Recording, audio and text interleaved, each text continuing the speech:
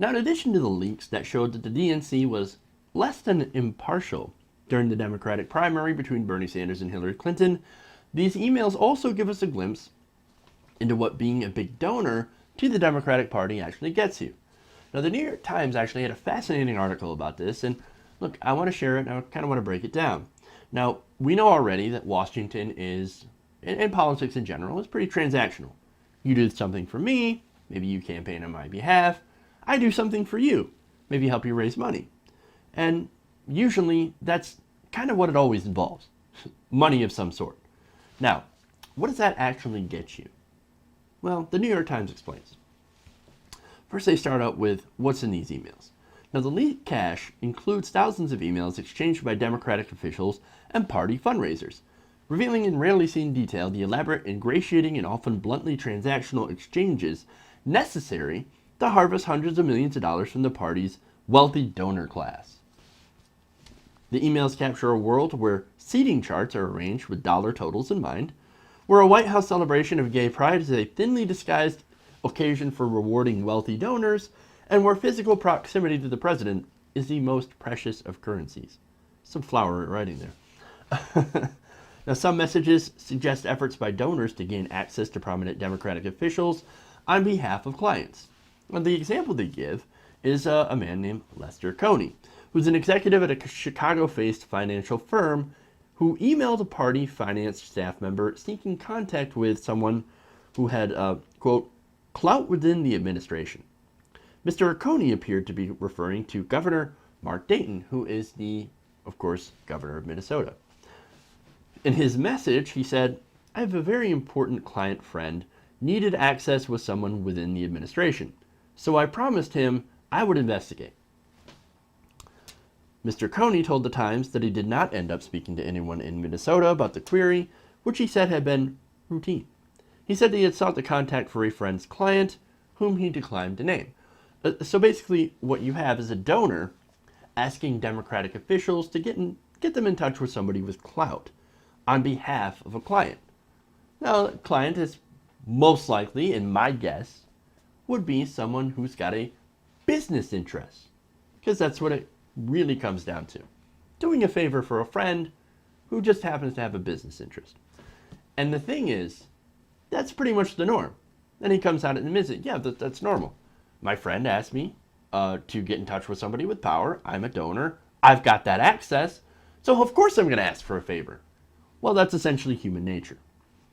And of course, that's a benefit of being a donor. Access. Now, the bigger the check, the better chance you have of getting that access.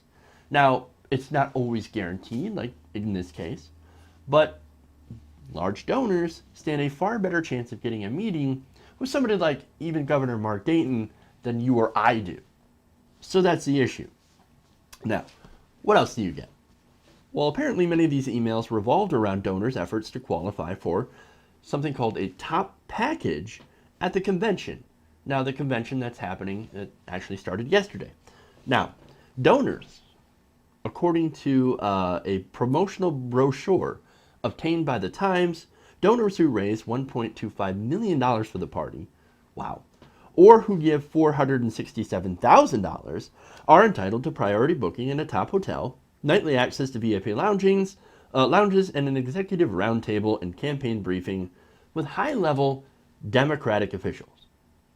Now, look, anybody who's been to a convention knows that already all of those hotels are already booked up. All the rooms, and this is who books them up.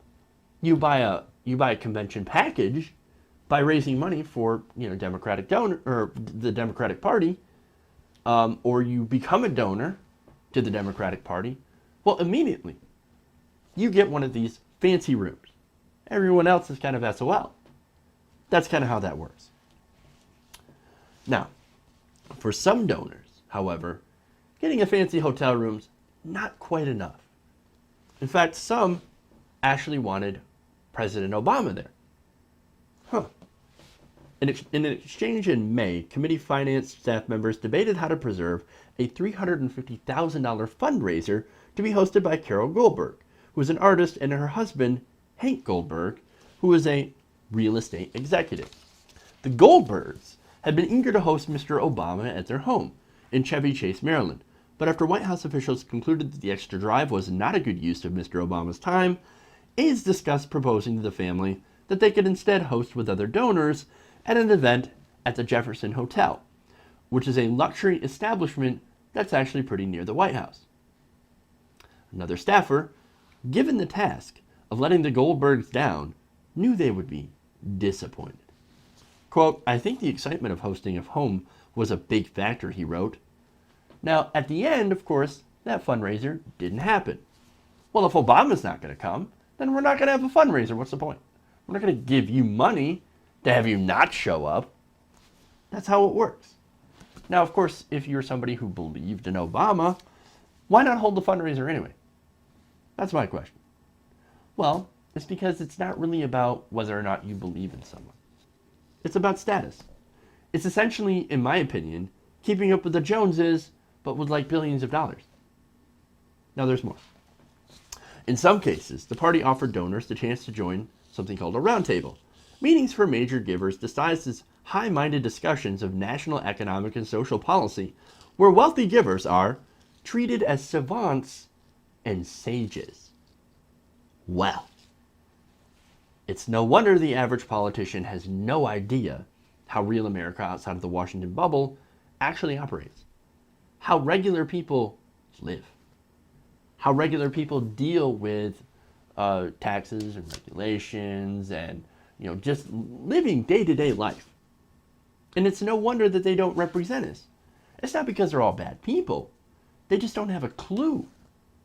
I mean, look, when's the last time a politician sat down and had a real conversation with a real person, a regular person? I can only guarantee that Bernie Sanders was pretty much the only guy who was out there doing that. Everyone else, well, they're doing these kinds of fundraisers. And look, most of the politicians don't, because regular people don't have hundreds of thousands of dollars to be able to get into a round table to actually discuss how they're impacted by social and economic policy. They just don't have it. And look, the thing that strikes me the most and kind of irritates me the most is that they were calling these wealthy donors savants and sages. That's unbelievable, the deference they give to people who just have, they just slap a bunch of money on the table and suddenly, instantly, the politicians, "Oh, yes, sir. Oh, yeah, you are such a savant. You are such a sage. You are such a sage." Give me a break, man. And look, I talk about deference, right? Well, what else do they defer on? Well, it turns out that a lot of these party insiders, they go to such lengths as to getting to know these donors on a very, very personal level. The article explains. Democratic staff members kept detailed track of every dollar contributed by targeted donors, aiming to get each of the wealthiest givers to max out, or contribute the maximum legal amount to each party account. The biggest national donors were the subject of entire dossiers, as fundraisers tried to gauge their interests, annoyances, and passions. For example, John has an off-again and on-again relationship with the DNC. He does not like Debbie Wasserman Schultz and fears we don't invite him enough to enough things. Read one memo about John Stryker. Now, John Stryker is a prominent gay donor and heir to a medical supply fortune. So that's one of their targeted donors. We've got to let him know, or we've got to know everything about him so that we can react to him favorably or have him react favorably to us so that he gives us as much money as possible. Could you imagine them going out to get to know a regular person like that? Well, Jeff gets kind of annoyed when we take money from big corporations, so I guess we're not going to do that. No, of course that doesn't happen. Of course that doesn't happen. Because that's not the system that we have. What we have, of course, is a system where big donors are obviously respected and revered in some cases for what they can do. And deferred to. Now, in addition to roundtables, the leaks also showed as I mentioned earlier, seating charts based on donations. The New York Times explains. Reviewing one seating chart, staff members debated whether to seat Philip Munger, the son of Berkshire Hathaway billionaire Charles Munger Sr., next to Mr. Obama at a May roundtable. Mr. Munger was the largest donor to Mr. Obama's political group, Organizing for Action, and a huge potential source of money for the committee. The alternative was Sridhar Potarazu, a Maryland ophthalmologist whose family members were already major Democratic donors, and who appeared to have alienated some within the committee for his persistence. In his push to meet Mr. Obama, Mr. Potarazu had apparently shared with party officials the story of his battle with cancer, a tactic that some of them viewed as crass. In the emails, it says the Potarazu family has written $332,250 to us since 2013. Munger has written $100,006 over $100,000, and that's only if you reach back to 2008, wrote a committee official in charge of Mid-Atlantic fundraising. I don't understand why we'd be rewarding someone for giving to OFA over us. I also don't understand why everyone seems to hate Sridhar so much. Mr. Kaplan was firm. Phil Munger is one of the largest Democratic donors in the country, he says. He is looking to give his money in new places, and I would like that to be us. Now, I find that fascinating. I mean, how dare he share his battle with cancer? Okay, look, if it's to help him get a meeting with the president, maybe a little crass. But really, when you think about it, I'll give you something more crass. How about not listening to an average person who's fighting with their insurance company to cover cancer? There's millions of people out there. I would say that's pretty crass, not listening to those people. But of course they don't, because these are the conversations politicians are missing when they craft pro-corporate policies that help insurance companies and not regular people. Now, finally, one of the emails that kind of amused me, actually, was sent in May by Mr. Kaplan, who emailed each of his regional fundraising directors with a request. Send the names of donors who would be good golf partners for the president. Mr. Obama, it seemed, was looking to hit the links on his upcoming trips. The letter says, quote, laugh as you may at this because I did, but if you had to pick people from your regions to play golf with POTUS, who would they be? As I said, that amuses me. Look, this is how it works, man. If you were a big donor, you get roundtables, meetings, hell, you might even get to play golf with the president. And the entire time, your views get represented while ours do not. I can't afford golf with Obama. I'm kind of figuring that you guys watching can't either, right? But they can. And unfortunately, most rich people, they're not bad people, but they don't understand the real issues facing Americans because they don't live those issues. They don't live with those issues every day. And they're in their own bubbles.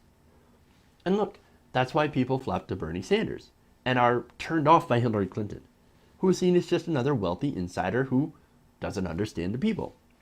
Now, aside from the Bernie stuff, this is actually the most damning indictment of the so-called party of the people, because it's pretty clear that right now, it is now the party of the big donors.